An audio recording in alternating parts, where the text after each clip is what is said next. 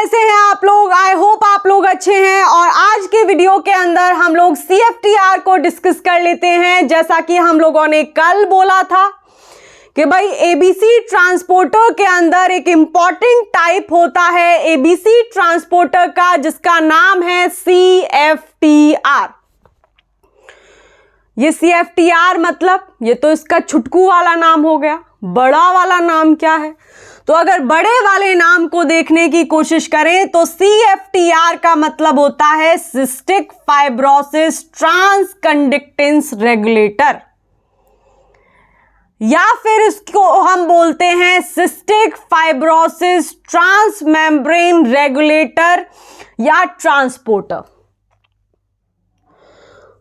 तो ये तो हो गई भाई छोटी सी बात, और आप लोगों को ये बात ऑलरेडी पता भी होगी। तो आज के वीडियो के अंदर हम लोग नया क्या डिस्कस करने वाले हैं, ये तो कहीं से भी पता चल जाता। गूगल पे सर्च कर लेते CFTR का बड़ा नाम क्या है, तो वो भी बता देता कि भाई सिस्टिक फाइब्रोसिस ट्रांसकंडक्टेंस रेगुलेटर है। तो मैं आपके साथ नया क्या डिस्कस करने वाली हूं, तो नया क्या क्या डिस्कस करने वाले हैं वो देख लो। हम लोग आज सिस्टिक फाइब्रोसिस ट्रांसकंडक्टेंस रेगुलेटर के मैकेनिज्म ऑफ एक्शन को समझने की कोशिश करेंगे कि भाई ये काम कैसे करता है, कौन से वाले डोमेन पे फॉस्फोराइलेशन होता है, और वो जो फॉस्फोराइलेशन होता है वो कौन से अमाइनो एसिड के ऊपर होता है। जैसे कि हम लोगों ने देखा था कि जितने भर P टाइप पंप्स होते हैं, जैसे सोडियम पोटेशियम पंप हुआ, जैसे कैल्शियम पंप हुआ, जैसे प्रोटोन एटीपेज हुआ, उन सारे पंप को काम करने के लिए उनके कंजर्व्ड एस्पार्टेट रेसिड्यू के ऊपर फॉस्फोराइलेशन होना जरूरी था। यानी कि एस्पार्टेट रेसिड्यूज के ऊपर फॉस्फेट के आयन का, फॉस्फेट के मॉलिक्यूल का एडिशन होना जरूरी होता है, तभी सारे के सारे P टाइप पंप काम करते हैं। तो उसी तरीके से ये जो ABC ट्रांसपोर्टर्स हैं, ATP ड्रिवन पंप की दूसरी सब क्लास, ये भी पीछे नहीं रहते। तो इनके भी कोई कंजर्व्ड रेसिड्यूज होते हैं किसी कंजर्व्ड अमाइनो एसिड के, जिन पर फॉस्फोराइलेशन होता है, और तभी ये जो पंप दिखाई दे रहा है, पंप कहेंगे या चैनल कहेंगे, कल ही हम लोग डिस्कस किए हैं लास्ट वाला पॉइंट। और वो क्या था कि ABC ट्रांसपोर्टर्स के ज्यादातर परिवार के सदस्य पंप ही होते हैं, लेकिन कुछ मेंबर्स होते हैं जो पंप की तरह काम नहीं करते, वो उल्टा चलते हैं, और वो जितने भी मेंबर्स होते हैं वो चैनल्स की तरह काम करते हैं। लेकिन चैनल की तरह काम करने में वो अपने परिवार से भी तो कुछ ट्रेट सिमिलर रखेंगे। तो वहां पर जो ट्रेट सिमिलर शो करते हैं वो चैनल की तरह तो काम करते हैं, लेकिन चैनल की तरह काम वो ATP की हाइड्रोलिसिस पर डिपेंडेंट होता है। और कब से चैनल को ATP की जरूरत पड़ गई काम करने के लिए? ऐसा तो नहीं होता। तो एक्चुअल में वो अपनी ही फैमिली के पार्ट होते हैं, यानी कि ABC ट्रांसपोर्टर्स ही होते हैं, यानी कि पंप ही होते हैं। क्योंकि चैनल के बारे में हम लोगों को पता है कि भैया वो तो along the concentration gradient ions और मॉलिक्यूल्स का मूवमेंट रेगुलेट करते हैं। और कभी भी जब अलोंग द कॉन्सेंट्रेशन मूवमेंट हो रहा होता है तो ATP की जरूरत नहीं पड़ती है। याद होगा, नाव सेतु बनाया था, मॉलिक्यूल्स को ट्रांसपोर्ट कराया था। नहीं देखा है तो जाकर के चेक कर लो पैसिव मूवमेंट वाला वीडियो। अगर एक्टिव वाला देखना है तो जाकर के एक्टिव वाला भी देख लो। वहां पर हम लोगों ने primary active transporters, secondary active transporters को डिटेल में डिस्कस किया है। तो टाइम वेस्ट नहीं करते, फिलहाल के लिए आज हम लोग डिस्कस कर रहे हैं CFTR क्लोराइड चैनल। और ये जो CFTR क्लोराइड चैनल है ये ABC ट्रांसपोर्टर का ही एक टाइप है। इसका मतलब ये है कि चैनल तो है, लेकिन ये अपनी फैमिली से सिमिलरिटी शो करेगा, और सिमिलरिटी जब शो करता है तो इसका मतलब है कि ये CFTR क्लोराइड चैनल काम करने के लिए ATP के हाइड्रोलिसिस पर डिपेंडेंट होता है। इसका मतलब इसको काम करने के लिए ATP की जरूरत पड़ती है। तो अलग है और अलग चीजों को ही डिस्कस किया जाता है, अलग है बाकी सारी चीजों से, इसलिए भर के क्वेश्चंस भी देखने मिलते हैं। और क्वेश्चंस क्या क्या होते हैं कि भाई शक्ल कैसी होती है, जो डोमेन्स होते हैं वो कितने होते हैं, और वो जो डोमेन्स होते हैं उन डोमेन्स के ऊपर कौन से वाले डोमेन के ऊपर फॉस्फोराइलेशन होता है, कहां पर जाकर के ATP इंटरेक्ट करता है, और इंटरेक्शन होने के बाद किस तरीके से pKa एंजाइम जाग जाता है, मतलब pKa एंजाइम अप रेगुलेट हो जाता है, और वो किस किस मॉलिक्यूल को आगे जाकर के फर्दर रेगुलेट करता है। तो ये सारे प्रश्नों के उत्तर आपको आज मिलने वाले हैं। तो जो पहला पॉइंट तो समझ में आ ही गया होगा कि CFTR chloride channel ABC transporter का ही एक टाइप है, और ये जो ABC ट्रांसपोर्टर का टाइप है CFTR का मतलब है सिस्टिक फाइब्रोसिस ट्रांसमेम्ब्रेन या ट्रांसकंडक्टेंस रेगुलेटर। और हम लोगों ने अभी बोला था कि ये तो गूगल से भी पता चल जाता, हम लोग मैकेनिज्म ऑफ एक्शन डिस्कस करने वाले हैं, यानी कि ये जो ट्रांसपोर्टर है ये काम कैसे करता है। इंपॉर्टेंट चीज तो यही है ना, नाम में क्या रखा है, cystic fibrosis transmembrane transconductance regulator में क्या रखा है, काम में रखा है, और काम दिख रहा होगा इधर। तो कल मैंने आप लोगों को एक चीज बताई थी, अगर आप लोगों को याद आ रही हो, कि ABC ट्रांसपोर्टर जो होता है, जितने भी ABC ट्रांसपोर्टर्स होते हैं वो दो कंपोनेंट से मिलकर के बने हुए होते हैं। और वो जो दो कंपोनेंट्स थे मुझे याद करके बताओ, वो दो कंपोनेंट्स कौन कौन से थे। तो उसके अंदर जो पहला कंपोनेंट था वो हमारा न्यूक्लियोटाइड बाइंडिंग डोमेन था, और दूसरा कंपोनेंट जो था वो ट्रांसमेम्ब्रेन डोमेन था। और यहीं पर हम लोगों ने यह भी सीखा था कि किसी एक ABC ट्रांसपोर्टर के अंदर दो ट्रांसमेम्ब्रेन डोमेन होते हैं और दो ही न्यूक्लियोटाइड बाइंडिंग डोमेन होते हैं। इतनी बात याद आ रही होगी। तो आज आप लोग एक और चीज ऐड कर लो इसमें, कि जब हम लोग क्लोराइड चैनल की बात कर रहे हैं, CFTR क्लोराइड चैनल की बात कर रहे हैं, तो यहां पर एक और कंपोनेंट ऐड हो जाता है जिसको हम नाम दे रहे हैं रेगुलेटरी डोमेन। ये लाल रंग से छोटे छोटे डॉट्स दिखाई दे रहे होंगे, ये रेगुलेटरी डोमेन है।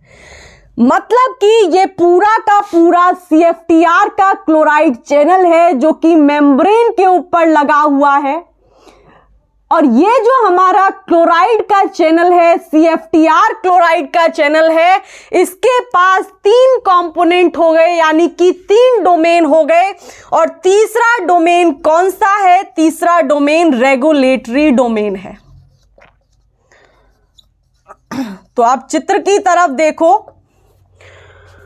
और चित्र की तरफ देखकर मैं आप लोगों को कुछ समझा रही हूं। वो समझो कि जब ये CFTR क्लोराइड चैनल बंद होता है तब किस तरीके की एक्टिविटी ये CFTR क्लोराइड चैनल शो करता है। जब ये खुलता है तो कहां कहां क्या क्या चीजें अटैच होती हैं, और जब ये वापस से बंद होता है तो कौन कौन से फर्दर ऑल्टरेशंस देखने मिलते हैं इस CFTR क्लोराइड चैनल के अंदर। तो इसकी एक्टिविटी को हम लोगों ने तीन पार्ट्स में डिवाइड कर दिया। पहला पार्ट कि भाई CFTR चैनल अभी बंद है, जैसे ही कुछ ऑल्टरेशंस होंगे तो CFTR चैनल खुल जाएगा, फिर से कुछ ऑल्टरेशंस होंगे तो वापस से वो रीक्लोज्ड हो जाएगा। और ये जो ऑल्टरेशंस होते हैं या फिर ये जो चेंजेस होते हैं ये किस तरीके से होते हैं वो इधर ही पता चलेगा। तो घूर घूर के देखते रहो बोर्ड को। तो सबसे पहला है कि भाई जब ये CFTR चैनल क्लोज्ड है, यानी पहला स्टेप है, तब ये CFTR चैनल किस तरीके से लगा हुआ होता है। तो ये जो लगा हुआ होता है ये ऐसे लगा हुआ होता है कि ये जो डिब्बे दिख रहे हैं, अब चाहे तो स्क्वायर कंसीडर कर लो या रेक्टेंगल कंसीडर कर लो, तो ये जो डिब्बे दिख रहे हैं रेक्टेंगुलर शेप के और स्क्वायर वाली शेप के, ये दो जो डिब्बे हैं ये दो ट्रांस मेम्ब्रेन डोमेन है इस CFTR क्लोराइड चैनल के। और ये जो ट्रांस मेम्ब्रेन डोमेन होता है ये, क्योंकि ट्रांस मेम्ब्रेन का मतलब मैंने बताया था कि भाई मेम्ब्रेन के अंदर धंसा हुआ, तो दिख रहा है इधर कि ये हमारी प्लाज्मा मेम्ब्रेन है और इस मेम्ब्रेन के ऊपर, मेम्ब्रेन के अंदर से होता हुआ ये डोमेन जाता है जिसको हम नाम देते हैं ट्रांस मेम्ब्रेन डोमेन। और बाकी के जो दो डोमेन है वो मेम्ब्रेन को कतई क्रॉस नहीं कर रहे, वो साइटोसोल के अंदर लगे हुए हैं।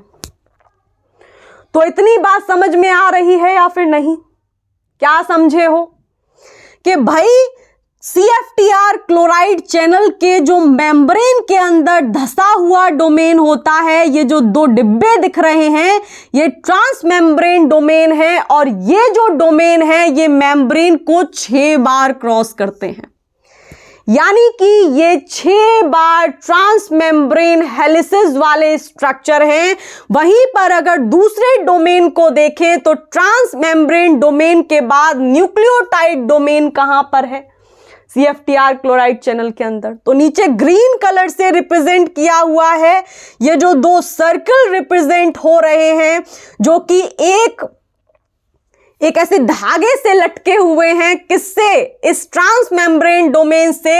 ये रहे हमारे दोनों न्यूक्लियोटाइड बाइंडिंग डोमेन, ठीक है, जिन पे डॉट डॉट कर दिए। अब ये दोनों न्यूक्लियोटाइड बाइंडिंग डोमेन्स हैं।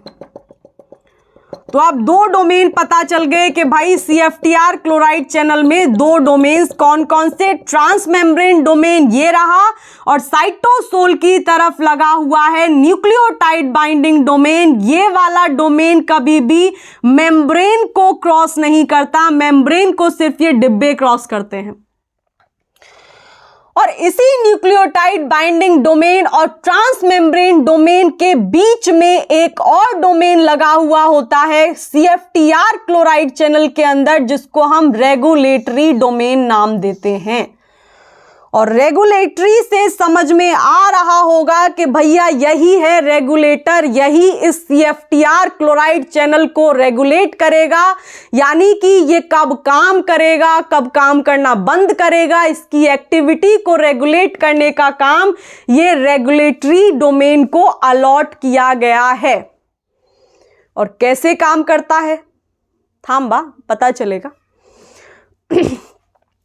तो ये कंडीशन हो गई कि भाई क्लोज्ड वाली कंडीशन के अंदर जो न्यूक्लियोटाइड बाइंडिंग डोमेन है वो इस तरीके से अलग अलग लगे हुए होते हैं, और न्यूक्लियोटाइड बाइंडिंग डोमेन और ट्रांस मेम्ब्रेन डोमेन के बीच में एक डोमेन लगा हुआ होता है, रेड डॉट से रिप्रेजेंट किया गया है रेगुलेटरी डोमेन। लेकिन जैसे ही CFTR क्लोराइड चैनल को यह सिग्नल जाता है कि भाई खुल जाओ, ओपन हो जाओ, तो इसमें क्या क्या अल्टरेशंस होते हैं वो उधर दिख रहे हैं आपको। तो फिलहाल के लिए ऊपर का काम खत्म, हटाओ इसको, फालतू की रामायण। हाँ, आगे का देखो। जैसे ही ये CFTR क्लोराइड चैनल खुलेगा तो क्या क्या अल्टरेशन इस CFTR क्लोराइड चैनल के अंदर होंगे। तो सबसे पहला जो अल्टरेशन होता है वो ये होता है कि ये जो हमारे दो सर्कुलर स्ट्रक्चर थे न्यूक्लियोटाइड बाइंडिंग डोमेन, इन पर आकर के ATP इंटरेक्ट करना स्टार्ट कर जाता है। क्योंकि भाई चैनल तो है, लेकिन हम लोगों ने देखा था कि ABC ट्रांसपोर्टर की फैमिली से बिलोंग करता है, तो कतई काम नहीं करेगा जब तक कि ATP नहीं मिलेंगे। नाक कट जाएगी। और पंप की एक ही खासियत होती है कि भाई एटीपी चाहिए काम करने के लिए। तो क्योंकि ये एबीसी ट्रांसपोर्टर्स पंप होते हैं, लेकिन ये चैनल की बात कर रहे हैं, लेकिन ये थोड़ा शर्म कर लेता है कि भाई अपनी फैमिली में ही रहते हैं और ये भी एटीपी की हेल्प लेता है क्लोराइड के ट्रांसपोर्टेशन के लिए। तो सबसे पहला जो अल्टरेशन देखने को मिलता है जब ये चैनल क्लोज्ड कन्फर्मेशन से ओपन कन्फर्मेशन में जाता है कि जो न्यूक्लियोटाइड बाइंडिंग डोमेन है, इन डोमेन पर आकर के एटीपी के मॉलिक्यूल्स चिपकना स्टार्ट हो जाते हैं, यानी एटीपी का इंटरेक्शन होना स्टार्ट हो जाता है इस न्यूक्लियोटाइड बाइंडिंग डोमेन के साथ। तो लिख लो साइड में कि ATP get associated with nucleotide binding domain. यहीं पे कहीं लिख लेना, मेरे पास तो जगह ही नहीं बचती, छुट्टक सा बोर्ड है ये। अब दूसरा जो अल्टरेशन देखने को मिलता है जब ये क्लोज्ड कन्फर्मेशन से ओपन कन्फर्मेशन की तरफ जाता है, तो ये देखने मिलता है कि जो सीएमपी के मॉलिक्यूल्स होते हैं, सीएमपी सेकेंडरी मैसेंजर होता है, वो इस सेल के अंदर बढ़ना स्टार्ट हो जाता है। यानी इस सेल के साइटोसोल के अंदर सीएमपी का अमाउंट बढ़ना हो जाता है स्टार्ट, और फिर क्या होता है वो देखो। तो दूसरा जो मेजर स्टेप यहां देखने मिलता है, मेजर ऑल्टरेशन यहां देखने मिलता है, वो ये होता है कि सीएमपी इसका अमाउंट इंक्रीज होना स्टार्ट हो जाता है, और ये क्या है, ये सेकेंडरी मैसेंजर है। और जैसे ही इसका अमाउंट इंक्रीज होना स्टार्ट हो जाता है, ये एक एंजाइम को एक्टिवेट कर देता है जिसका नाम है पीकेए। और सिग्नलिंग के लिए जुड़ जाइए हमारे साथ, चैनल को सब्सक्राइब कर लो। जीपीसीआर इसके बीच में ही स्टार्ट करने वाले हैं और वहां आप लोगों को चीजें क्लियर समझ में आएंगी। तो सिग्नलिंग के अंदर हम लोग इस मॉलिक्यूल को भी देखेंगे कि भाई ये एंजाइम क्या है। फिलहाल के लिए इसका नाम जान लो, पीकेए मतलब प्रोटीन काइनेज ए। सिग्नलिंग भी पढ़नी है तो सब्सक्राइब कर लो, फ्रेंड्स को बुला लो, अपने चैनल को शेयर कर दो, ठीक है। और वो घंटी वाला आइकन जरूर बजा लेना, क्योंकि अगर कोई भी नई वीडियो आती है तो फटाफट ऐसे फुर्र करके पहुंच जाए आप लोगों के पास। तो मैंने क्या बोला कि क्लोज्ड कन्फर्मेशन से जैसे ही ओपन कन्फर्मेशन की तरफ ये सीएफटीआर क्लोराइड चैनल बढ़ेगा, वैसे ही सीएमपी सेकेंडरी मैसेंजर का अमाउंट इंक्रीज होता चला जाएगा। और ये जो सीएमपी होता है, ये एक एंजाइम को एक्टिवेट कर देता है जिसका नाम है पीकेए। यानी इसकी जो एक्टिविटी है वो बढ़ जाती है या फिर ये एक्टिव हो जाता है। और जैसे ही ये पीकेए एक्टिव हो जाता है, एक्टिव होने के बाद ये पीकेए रेगुलेटरी डोमेन कहां पर है, ये रेड डॉट वाला दिख रहा है, ये रेड डॉट वाले रेगुलेटरी डोमेन पर जा करके फॉस्फोराइलेशन कर देता है। और ये जो फॉस्फोराइलेशन होता है, ये रेगुलेटरी डोमेन के सेरीन रेसिड्यू पर होता है, यानी सेरीन अमाइनो एसिड पर होता है। तो भर लेना ये वाली बात भेजे में। क्या बोला है मैंने, पी टाइप पंप के अंदर यानी sodium potassium pump, calcium pump, proton ATPase के अंदर देखा था कि भाई फॉस्फोराइलेशन जो हो रहा था वो कहां हो रहा था, कंजर्व्ड एस्पार्टेट रेसिड्यूज के ऊपर। लेकिन इस केस में यानी एबीसी ट्रांसपोर्टर के एग्जाम्पल सीएफटीआर क्लोराइड चैनल के केस में जो हमारा फॉस्फोराइलेशन होता है, वो फॉस्फोराइलेशन इस रेगुलेटरी डोमेन के सेरीन रेसिड्यू पर होता है, ठीक है। तो क्या हुआ कि वो जो CAMP बढ़ गया था, उस CAMP ने इस PKA को जगा दिया, और जैसे ही ये जग गया, ये PKA फॉस्फोराइलेशन कॉज कर देगा।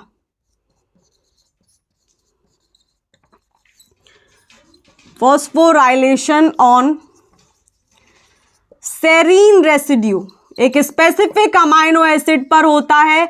जैसे P टाइप पंप्स के अंदर स्पार्टेट रेसिड्यू पर हो रहा था, स्पार्टेट अमाइनो एसिड के ऊपर हो रहा था, वैसे ही इसके अंदर इस रेगुलेटरी डोमेन के सेरीन अमाइनो एसिड के रेसिड्यूज के ऊपर होगा। तो ये जो PKA है, जब ये जाग जाएगा, ये फॉस्फोराइलेशन करा देगा सेरीन रेसिड्यूज पर।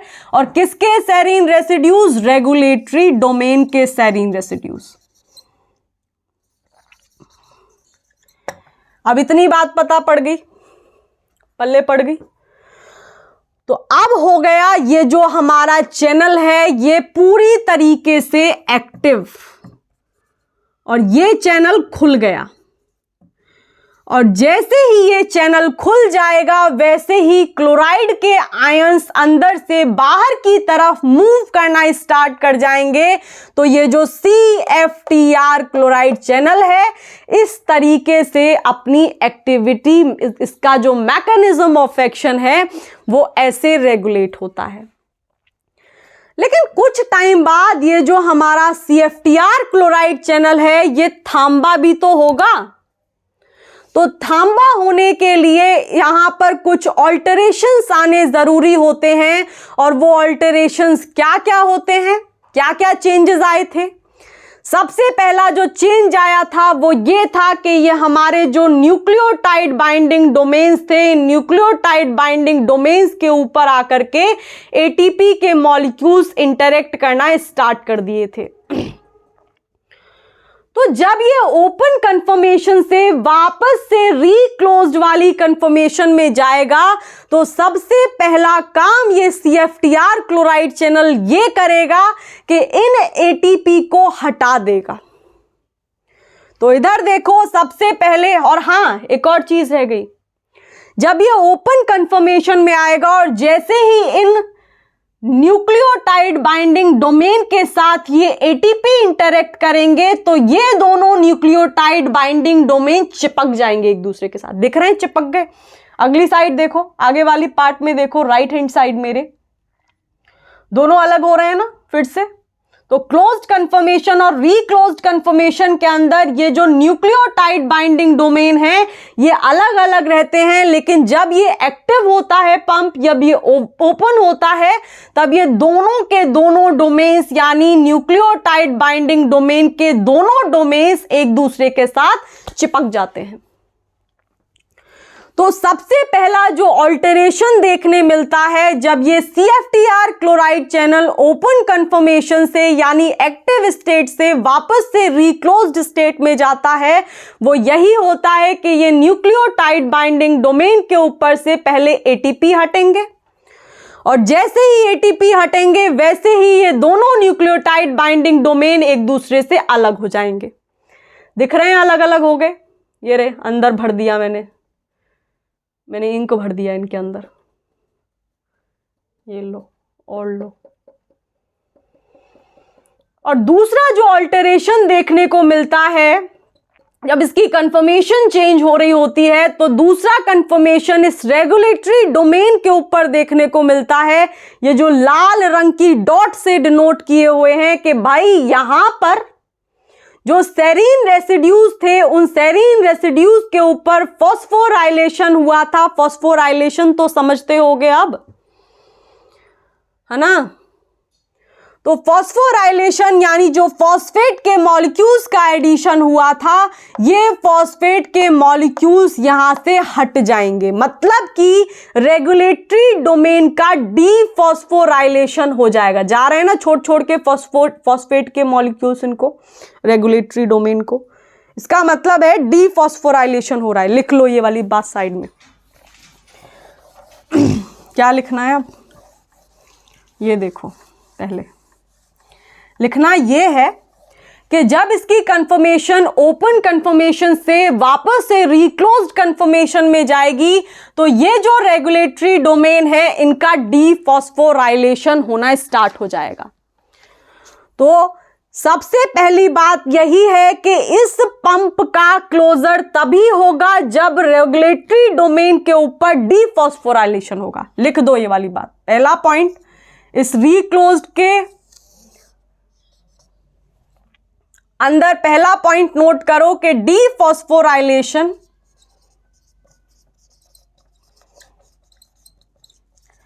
Of regulatory domain cause closure of this pump stupid me pump नहीं है, चैनल है ये। तो डीफॉस्फोराइलेशन जैसे ही इस रेगुलेटरी डोमेन का होगा वैसे ही इस पंप का नहीं, इस चैनल का क्लोजर हो जाएगा। और दूसरी चीज हम लोगों ने देखी थी कि न्यूक्लियोटाइड बाइंडिंग डोमेन के ऊपर जो एटीपी इंटरेक्ट कर रहे थे वो नो लॉन्गर इंटरेक्ट, मतलब वो इंटरेक्ट नहीं करेंगे अब इन न्यूक्लियोटाइड बाइंडिंग डोमेन के साथ। तो ATP will be no longer attached to these nucleotide binding domain। ये वाली बात भी नोट डाउन कर लो कि एटीपी अब न्यूक्लियोटाइड बाइंडिंग डोमेन के साथ बाइंड नहीं रहेंगे।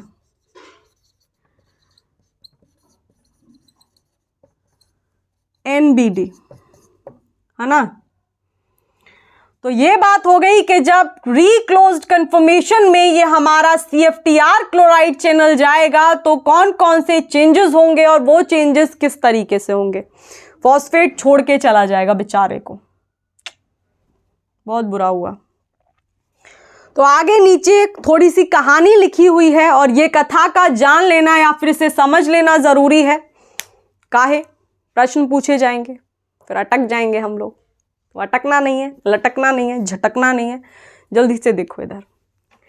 तो पहला जो पॉइंट लिखा हुआ है वो ये है कि ये जो CFTR क्लोराइड का चैनल है ये तब ओपन होता है जब एटीपी बाउंड कर जाता है किसके साथ, न्यूक्लियोटाइड बाइंडिंग डोमेन के साथ।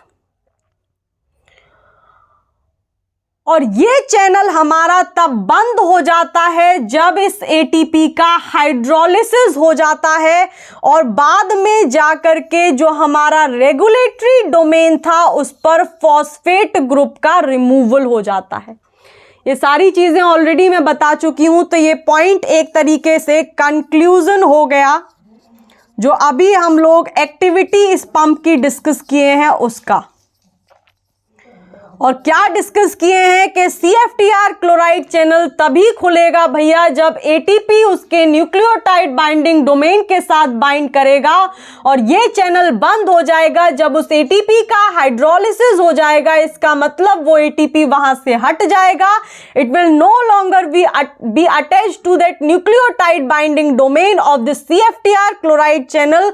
और दूसरा काम होना ये जरूरी है इसको क्लोज होने के लिए कि भैया रेगुलेटरी डोमेन के ऊपर जो सेरीन रेसिड्यू के ऊपर फॉस्फोराइलेशन हुआ था उस फॉस्फेट के मॉलिक्यूल को हटाओ। जा रहा है ना वो छोड़ के, वही लिखा है इधर। तो समझ में आ गया इतना बात। अब अगली बात आती है कि भैया ये CFTR क्लोराइड चैनल लोकेशन कहां कहां होती है, ये रहता कहां कहां है। मिलने जाना पड़ जाए फिर कैसे करें, एड्रेस पूछ लेते हैं।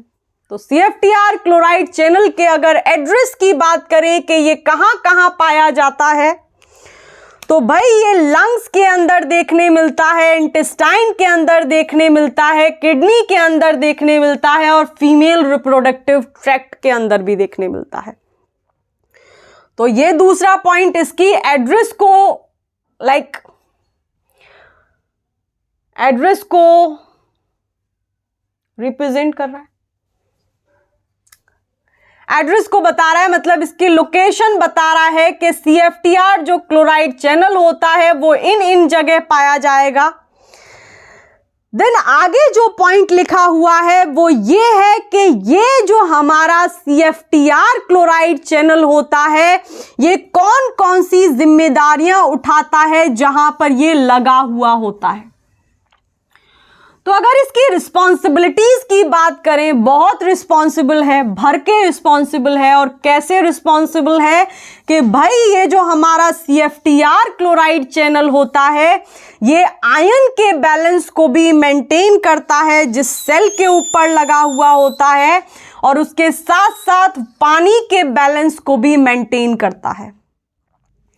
और यहीं पर एक और पॉइंट ऐड कर लो कि ये जो हमारा CFTR क्लोराइड चैनल होता है, ये क्लोराइड के आयंस को तो ट्रांसपोर्ट करता ही है, लेकिन उसके साथ साथ पानी और दूसरी चीज साइनेट के आयंस का भी ट्रांसपोर्टेशन फैसिलिटेट कराता है। नोट डाउन कर लो, यहीं पे लिख लो इसके ऊपर।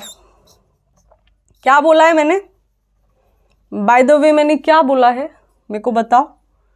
मैंने बोला है कि ये क्लोराइड के आयंस को तो ट्रांसपोर्ट कराता ही है, लेकिन उसके साथ साथ ऑल्सो ट्रांसपोर्ट वाटर एंड साइनेट के आयंस। भर के जिम्मेदारियां लेता है, भर के मतलब बहुत रिस्पॉन्सिबल है। इतनी चीज समझ में आई कि एड्रेस क्या है, कहाँ कहाँ मिलेगा, कैसे बंद होगा, कैसे खुलेगा, कैसे वापस से बंद होगा, कौन कौन से अल्टरेशन होंगे, शक्ल में नया स्ट्रक्चर कौन सा ऐड हो जाता है, रेगुलेटरी डोमेन ऐड हो जाता है, और वो जो रेगुलेटरी डोमेन होता है उसके सेरीन रेसिड्यू पर फॉस्फोराइलेशन होना ज़रूरी हो जाता है। काम नहीं करेंगे वरना ये काम करने से मना कर देते हैं बिल्कुल। और आगे हम लोगों ने देखा कि जिम्मेदारियां कौन कौन सी हैं इसकी। तो अगर रिस्पॉन्सिबिलिटीज की बात करें, यानी काम की बात करें कि भाई फंक्शंस क्या क्या अलॉट किए गए हैं, तो पानी के बैलेंस को, साइनेट के आयंस के ट्रांसपोर्टेशन को, पानी के आयंस के ट्रांसपोर्टेशन को, और ये ऑब्वियसली आयंस और पानी के बैलेंस को इंडिविजुअल के जिस सेल पे लगा हुआ होगा उस सेल के आयन के बैलेंस को और पानी के बैलेंस को मेंटेन करके रखने का काम ये हमारा CFTR क्लोराइड चैनल करता है। आगे क्या लिखा हुआ है?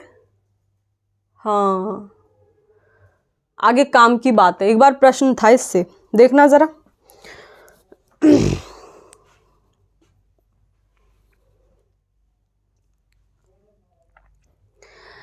कि मान लो इस CFTR क्लोराइड चैनल के लिए जो जीन रिस्पॉन्सिबल है, यानी CFTR वाला जीन है, उसके अंदर म्यूटेशन हो जाए, फिर क्या हो? क्या हो सोचना एक बारी। अगर CFTR चैनल को बनाने वाला जो जीन है, यानी CFTR जीन है, उसके अंदर म्यूटेशन आ जाए तो क्या क्या हो सकता है? पानी का बैलेंस बिगड़ सकता है उस सेल के अंदर, आयन का बैलेंस बिगड़ जाएगा, साइनेट आयंस का बैलेंस बिगड़ जाएगा। तो एक कंडीशन डेवलप हो जाती है अगर CFTR जीन के अंदर म्यूटेशन आ जाए, और वो कंडीशन होती है हमारी सिस्टिक फाइब्रोसिस। और ये जो सिस्टिक फाइब्रोसिस है ये हेरेडिटरी डिजीज होती है, यानी कि अगर हो जाए पेरेंट्स में से किसी को तो आगे भी ट्रांसमिट होती रहती है, आगे की प्रोजेनीज में भी जाती है। ठीक है, तो ये जो सिस्टिक फाइब्रोसिस है इसके अंदर कौन कौन से सिम्टम्स देखने को मिलते हैं? जो पहला सिम्टम इसके अंदर देखने को मिलता है वो ये होता है कि गैस्ट्रोइंटेस्टाइनल ट्रैक्ट और लंग्स के जो ट्रैक्ट हैं वो डैमेज होने स्टार्ट हो जाते हैं। तो वही इधर लिखा हुआ है कि damage of gastrointestinal and lungs वाला ट्रैक्ट। और दूसरा सिम्टम यहां पर देखने मिलता है कि थिक म्यूकस डिपॉजिट होना स्टार्ट हो जाती है लंग्स के ट्रैक्ट के अंदर। तो आगे नोट डाउन कर लो, इसी के आगे लिख लो कि दूसरा सिम्टम जो इस सिस्टिक फाइब्रोसिस के अंदर देखने को मिलता है वो ये होता है कि थिक म्यूकस डिपॉजिट होना स्टार्ट हो जाती है लंग्स के ट्रैक्ट के अंदर। इज डिपॉजिटेड, इसका मतलब बड़ा ही सीरियस इंफेक्शन डेवलप हो जाता है ना। तो भाई सीरियस इंफेक्शन डेवलप हो जाता है। मत लिखना, ये तो मैं वैसे ही टाइम पास कर रही हूं तुम लोगों के साथ। दो ही चीजें लिख लो कि जब सिस्टिक फाइब्रोसिस होता है किसी इंडिविजुअल के अंदर, और सिस्टिक फाइब्रोसिस उसी सिचुएशन में होगा जब CFTR क्लोराइड चैनल को बनाने वाला जीन CFTR जीन के अंदर म्यूटेशन हो जाएगी।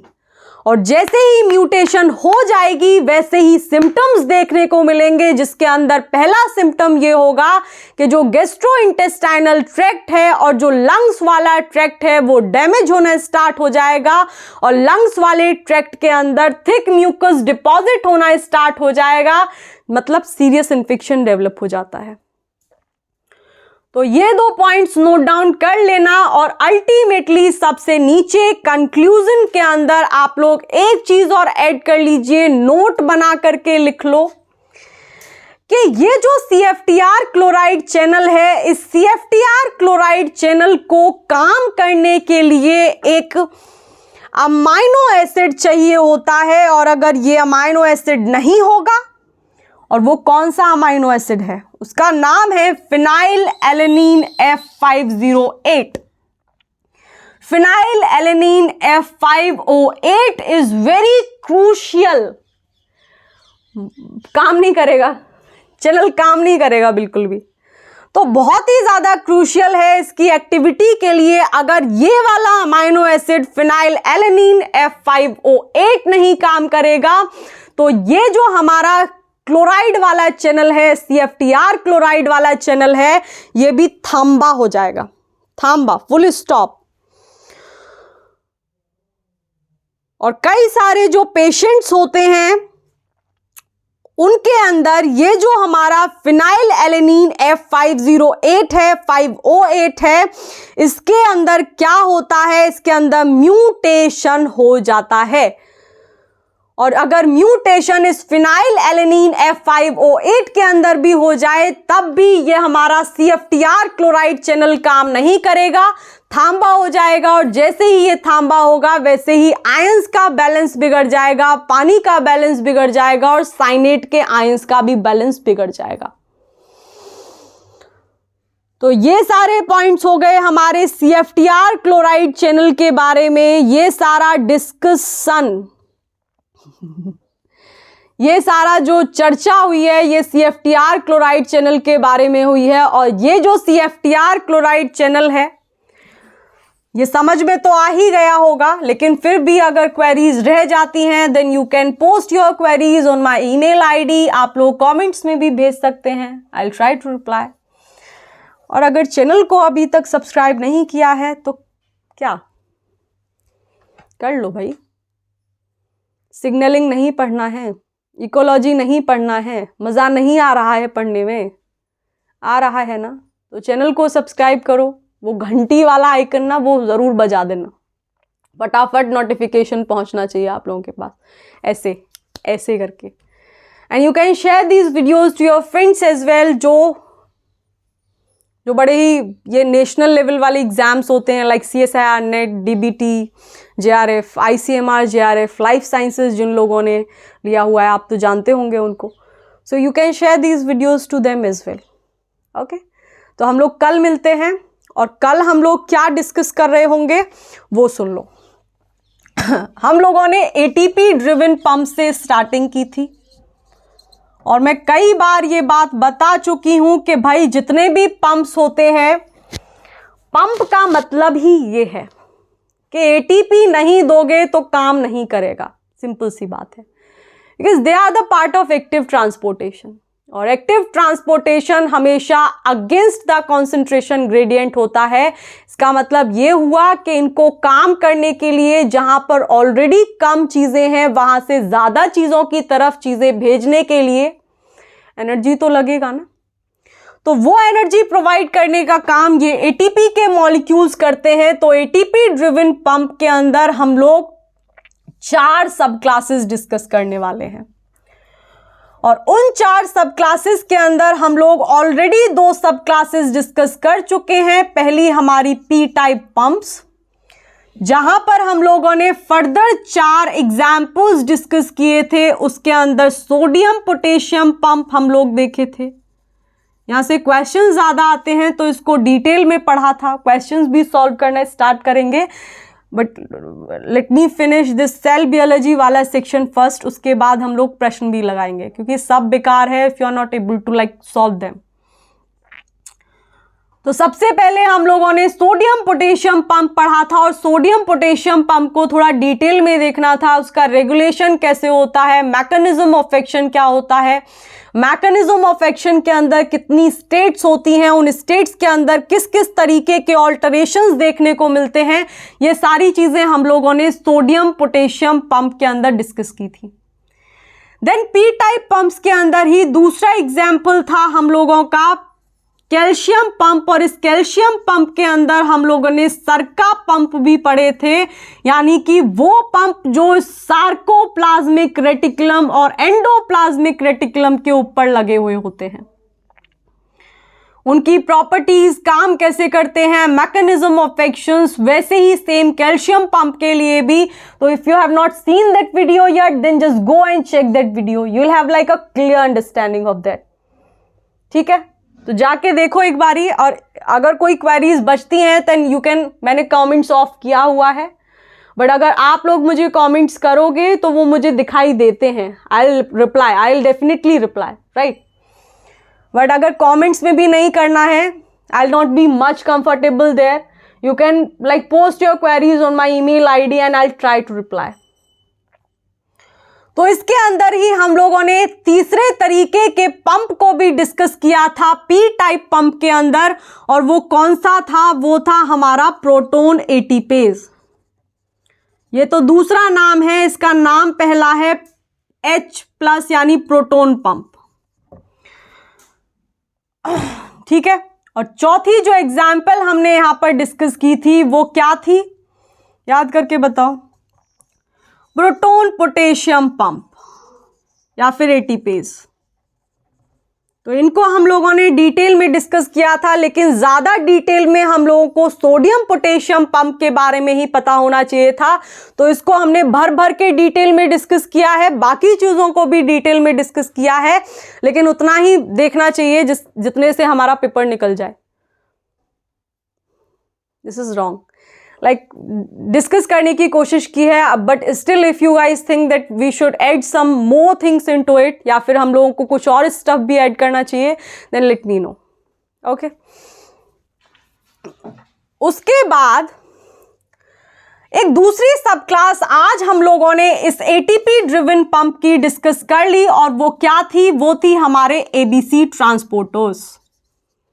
और वो MDR1 वाला चीज आप लोग थोड़ा भर लेना दिमाग में, क्योंकि प्रश्न उससे 2-3 एग्जाम्स में देखने मिला है।